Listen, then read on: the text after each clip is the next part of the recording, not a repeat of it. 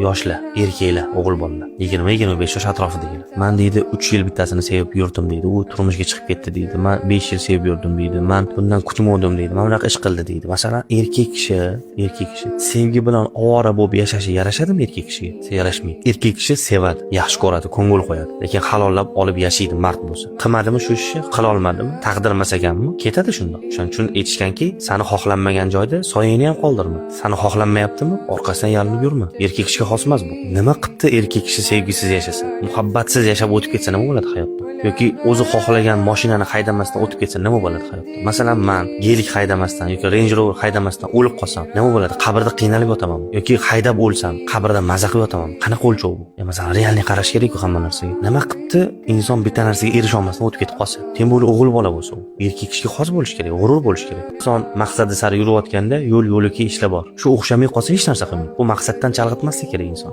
Xuddi sevgi, muhabbat, oila, mayda-chuyda muammolar bilan turib qolish o'rnida mana shunga o'xshaydi. Inson hamma narsadan kecha olish kerak. Inson doim yolg'iz qolishga tayyor turish kerak. Mana bu haqiqiy erkak kishiga, aqlan sog'lom bo'lgan odamga yarashadigan ish.